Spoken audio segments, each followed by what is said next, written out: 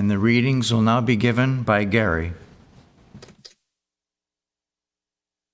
I will read from the Bible. Psalms.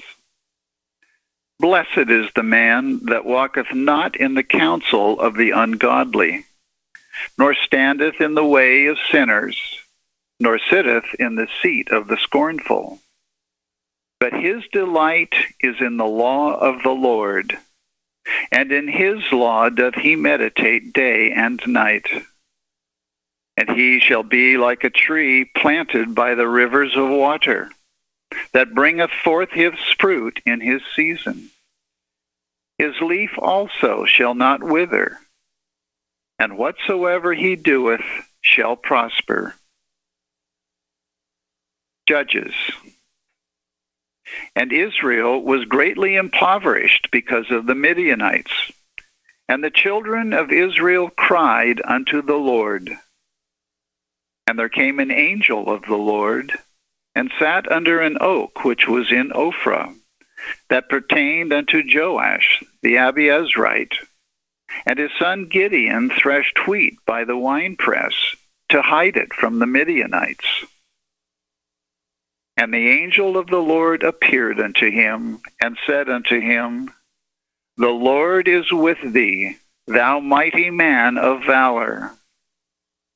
And Gideon said unto him, O my Lord, if the Lord be with us, why then is all this befallen us?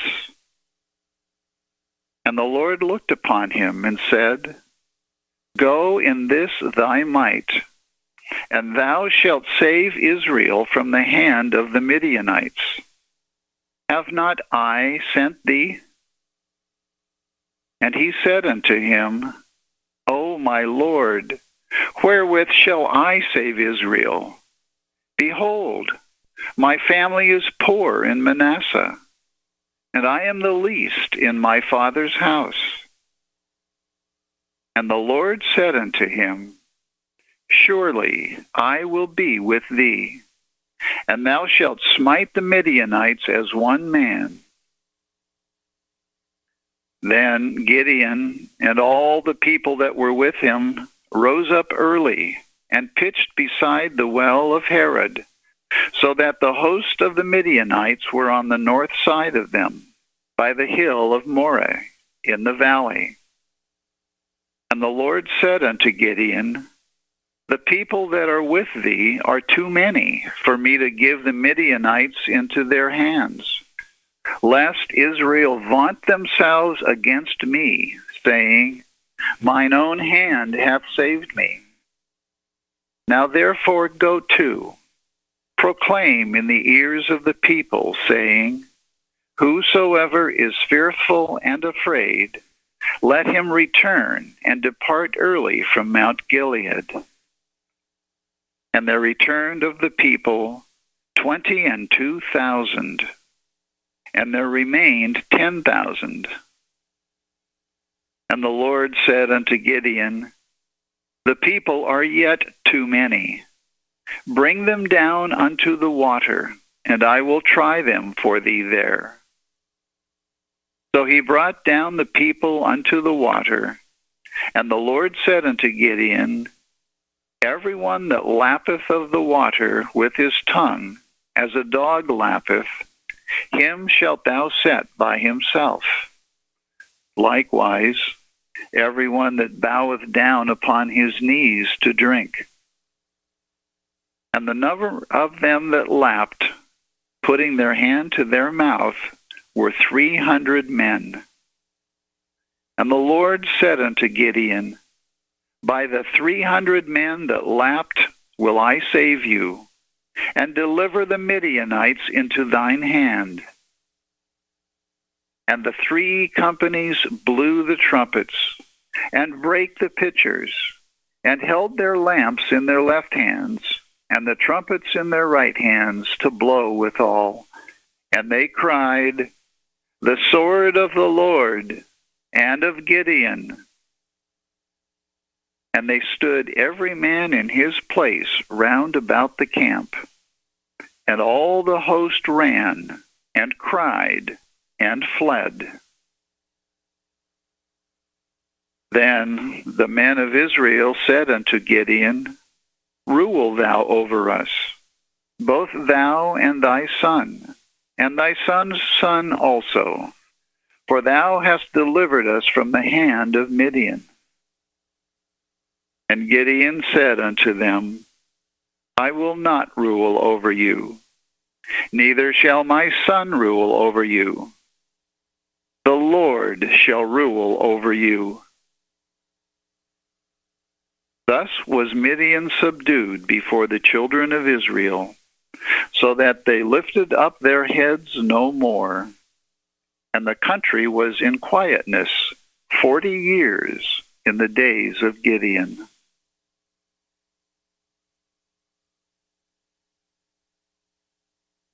I will also read correlative passages from the Christian Science textbook, Science and Health with Key to the Scriptures, and from Prose Works by Mary Baker Eddy.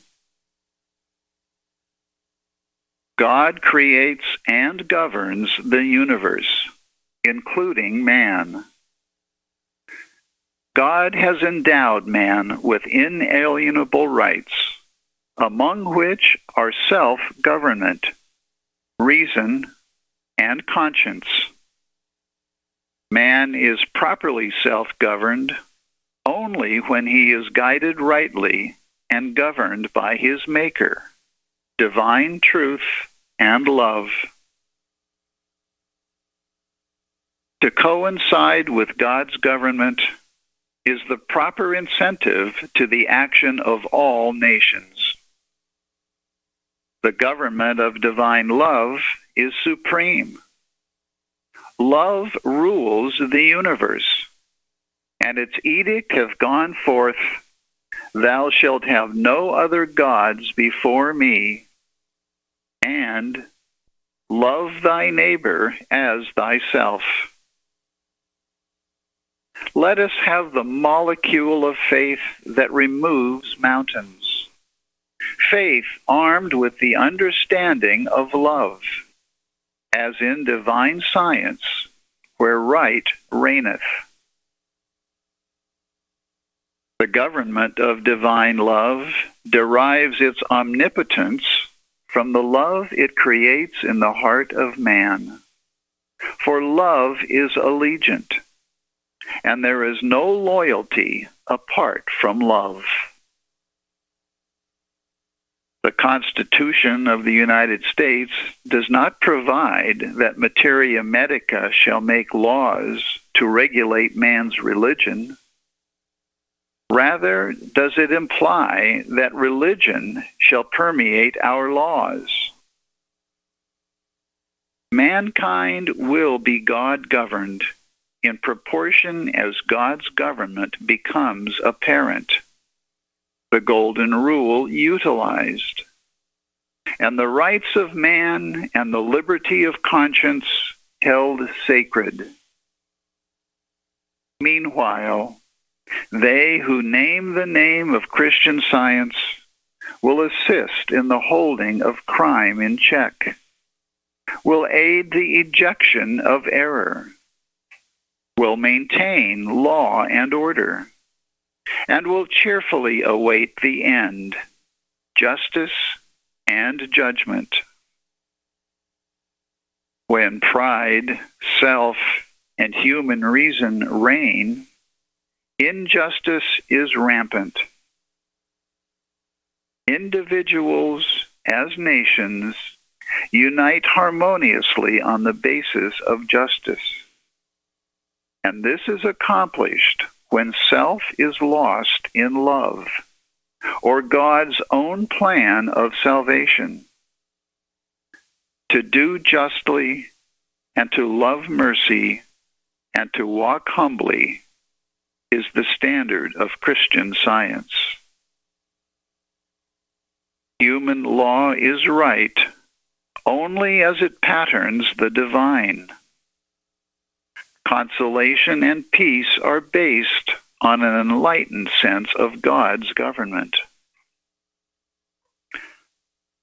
A coroner's inquest, a board of health, or class legislation is less than the Constitution of the United States and infinitely less than God's benign government, which is no respecter of persons. Truth, crushed to earth, springs spontaneously upward and whispers to the breeze man's inalienable birthright, liberty. Where the Spirit of the Lord is, there is liberty. God is everywhere. No crown nor scepter nor rulers rampant can quench the vital heritage of freedom. Man's right to adopt a religion, to employ a physician, to live or to die according to the dictates of his own rational conscience and enlightened understanding. Christian scientists abide by the laws of God and the laws of the land, and following the command of the Master, they go into all the world, preaching the gospel and healing the sick. Therefore, be wise and harmless, for without the former, the latter were impracticable. A lack of wisdom betrays truth into the hands of evil as effectually as does a subtle conspirator. The motive is not as wicked, but the result is as injurious. Watch and pray daily that evil suggestions, in whatever guise, take no root in your thought, nor bear fruit. Ofttimes examine yourselves, and see if there be found anywhere a deterrent of truth and love, and hold fast that which is good. I reluctantly foresee great danger threatening our nation: imperialism, monopoly, and a lax system of religion. But the spirit of humanity, ethics, and Christianity sown broadcast, all concomitants of Christian science, is taking strong hold of the public thought throughout our beloved country and in foreign lands, and is tending to counteract the trend of mad ambition. The divine law gives to man health and life everlasting, gives a soul to soul, a present harmony wherein the good man's heart takes hold on heaven, and whose feet can never be moved. These are his green pastures beside still waters, where faith mounts upward, expatiates, strengthens, and exalts. What cannot love and righteousness achieve for the race? All that can be accomplished, and more than history has yet recorded. All good that ever was written, taught, or wrought comes from God, and human faith in the right. Through divine love, the right government is assimilated, the way pointed out, the process shortened, and the joy of acquiescence consummated.